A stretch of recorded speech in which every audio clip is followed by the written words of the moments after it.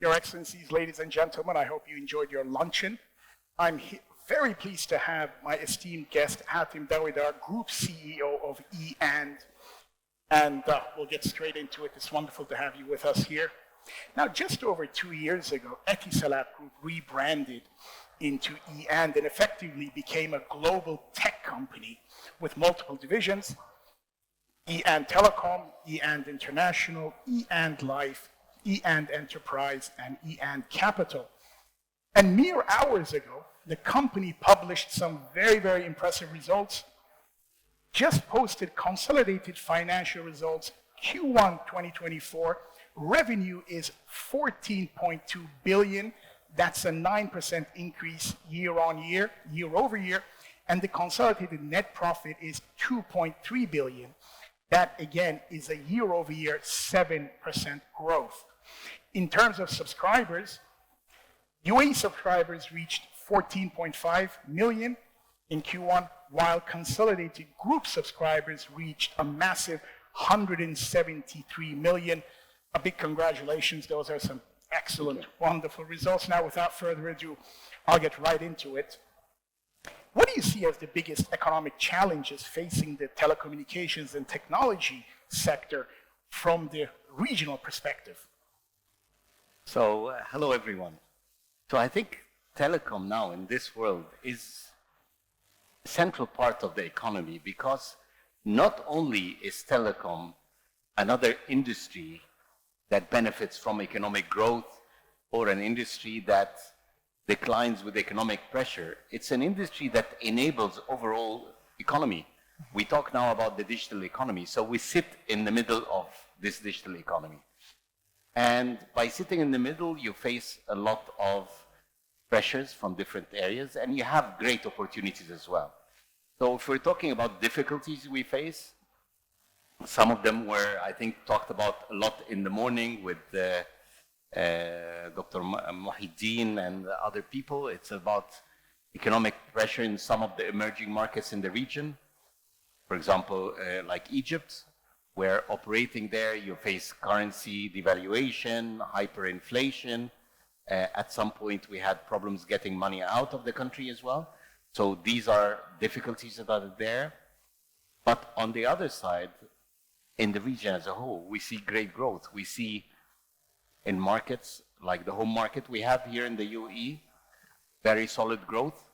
And the Minister of Economy spoke very well about the growth being higher than what we expected in the past year and looking very, very solid as we go forward. And this, of course, reflects on us. In terms of growth, we see also economy in the Kingdom of Saudi Arabia, very strong, growing very strong, and we have our investment in Mobile there. And again, we see great traction in growth. We see other markets like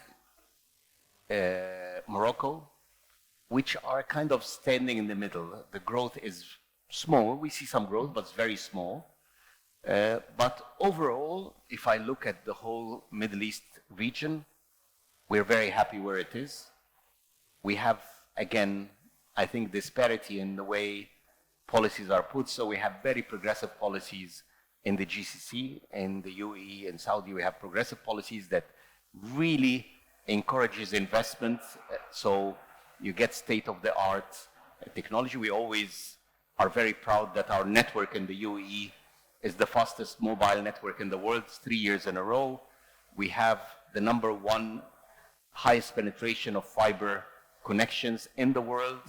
We are in the top 5 in terms of fixed speed in the world. So these are all really record-breaking results. And this is because of the environment that encourages these investments and progressive policies.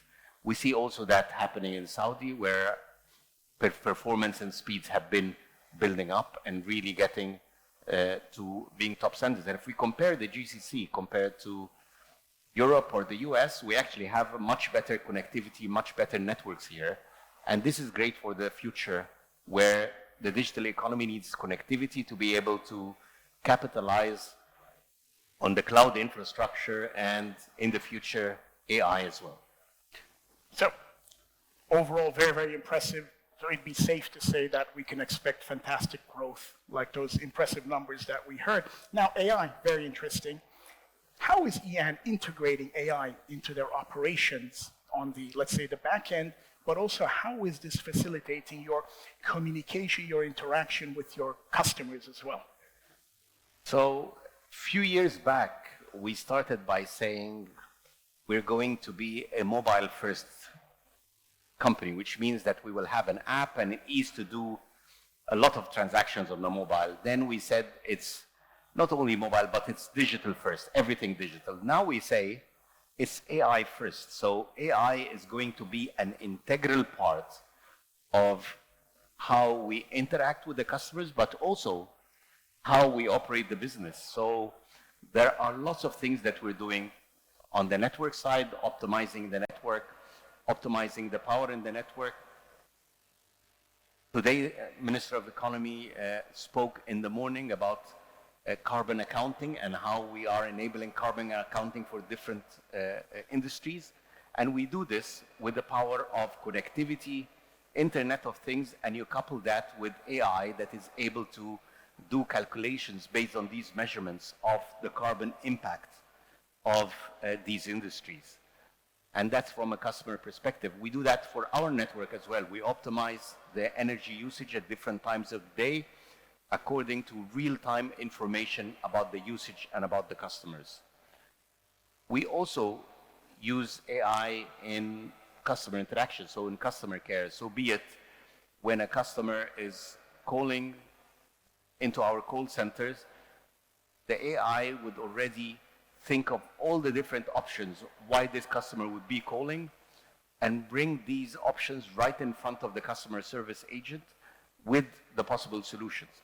That is if the customer is talking to a real agent, but also I'm sure a lot of you have experienced our automated AI chatbots where actually you talk to an AI from the first instance and in many cases it will solve your problem without having to reach a real person. So there are many, many ways that AI is going to be integrated into the business, not only our business, but all businesses. So every company that has data sets that have customers is going to be able to integrate AI. And also when we're talking about AI, and I think one of the coming sessions, the CEO of Porsche Middle East is going to be here. AI is part of smart mobility and how cars are going to interact with the roads, with the drivers. I think years ago, you know, when we had cruise control, that was the big thing. Now we're having autopilot in cars. This is an application of AI, and you cannot have that without state-of-the-art connectivity, with low latency, and with access to big data sets where you have a repository of data. If there is a new pothole in the street, the car would tell the network this will be stored and other cars will know about it immediately. So these are all applications. And if I talk one industry after the other, you'll find that these applications are everywhere. And it's really a great position for us to be sitting in the middle of all this digital transformation. And is AI particularly useful for one part of your business than the other? Is it being more instrumental in the many areas of international life, enterprise, capital? Is it more useful in one area than the other? I think it's going to be everywhere.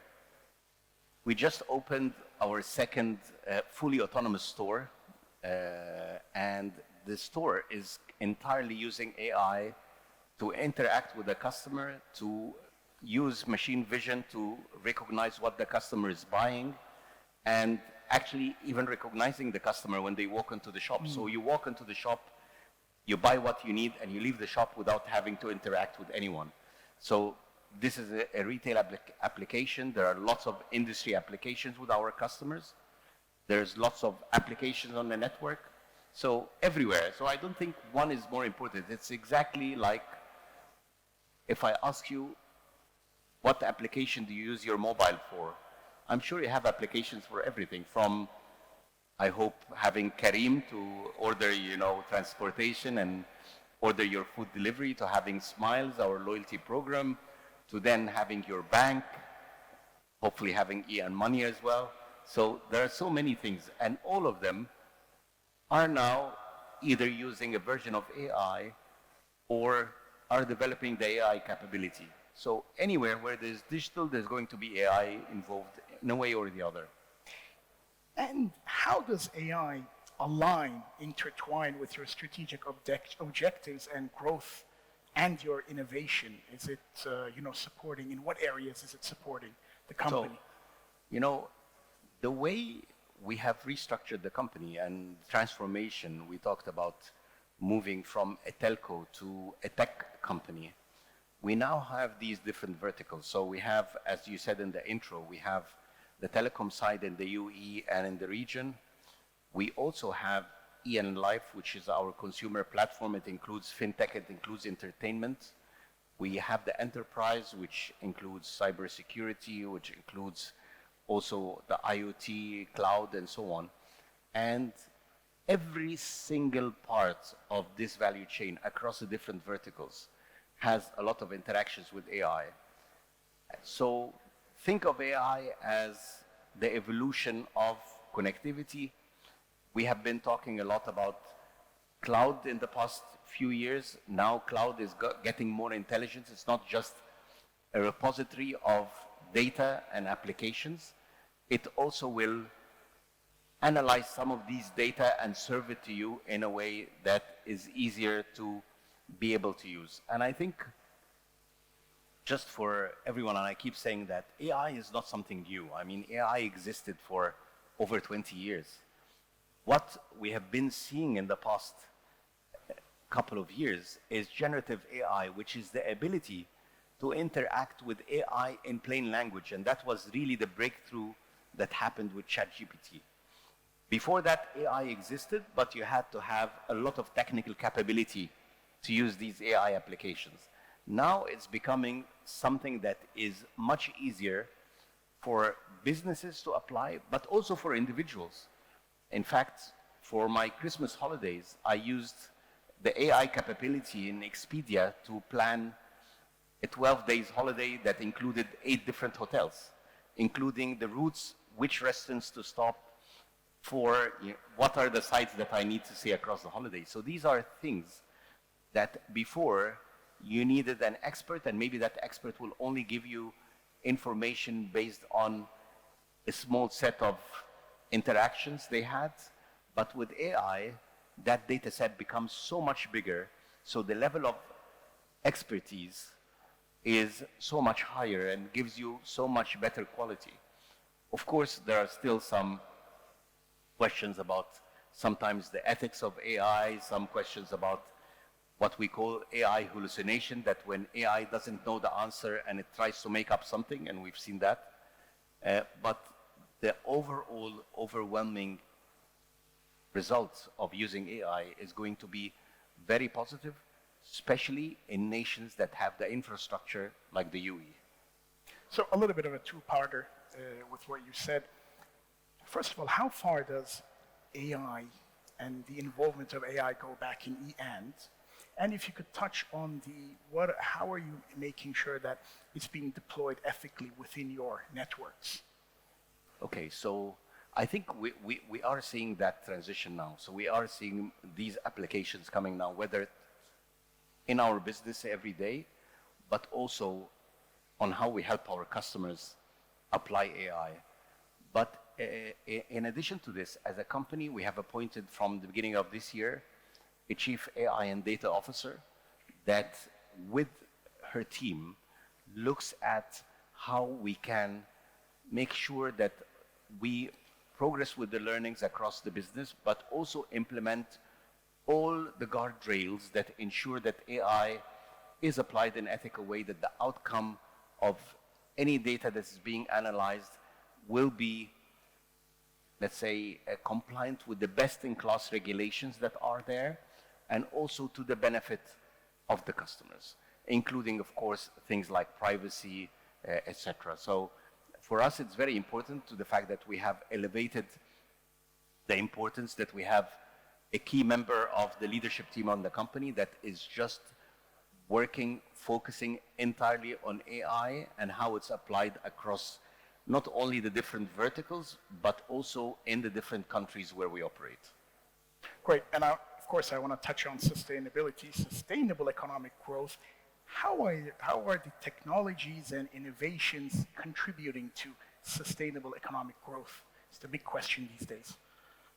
I think both the World Bank and the IMF have done a lot of research that shows that the better the digital indices are in a country, the faster the economic growth. There is an association with the number of people that are connected, with the quality of these connections, that then drives economic growth. And it holds whether it's for a knowledge economy, advanced economy, or even emerging economy.